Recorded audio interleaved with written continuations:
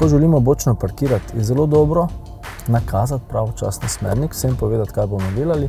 In ko opazimo prost prostor, bi bilo dobro se malce v višini tega prostora ustaviti, da malce ocenimo, ali bo naš avto lahko parkiran v tale prostor.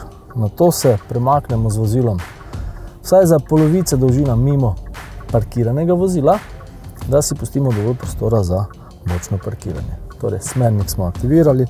Nastavimo se ogledala, predvsem desno je zelo pomembno, kajti ko bočno parkiramo, če je kakšen robnik na desni strani, da vidimo pravočasno in se lahko ustavimo še preden bi z gumo, s kolesom, s pnevmatiko zadeli robnik. Tako preverimo okolico vozila, ne pozabiti na varnost in se počasi premikamo vzvratno. Ko z previsom svojega vozila zapeljemo do konca parkiranega vozila, začnemo z vrtenjem volana v desno. Opazujemo okolico prometa, v ogledalu večkrat preverimo, da ne bomo zadeli robnika. In en nasvet še, ko z ogledalom pridemo do konca parkiranega vozila, začnemo z vrtenjem volana v levo. Še enkrat ves čas spremljati ogledala, okolico vozila.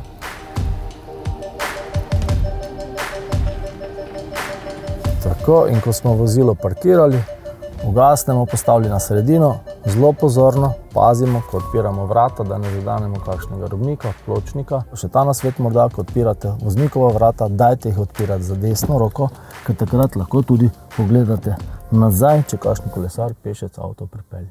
Najbolj je treba biti pozorni, če je dovolj prostora, kakšno vozilo imate, kako dolga so ta vozila, pa prostor, ki je na parkirišču, naj bo seveda dovolj velik.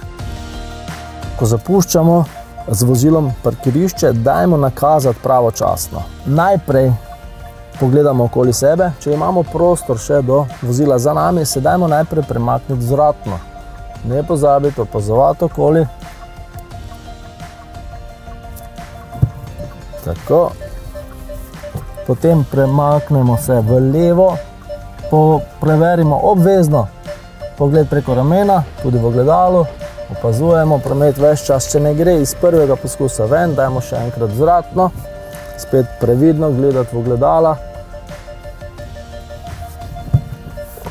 In ne pozabiti nakazati našo namero, še enkrat preveriti in odpeljati.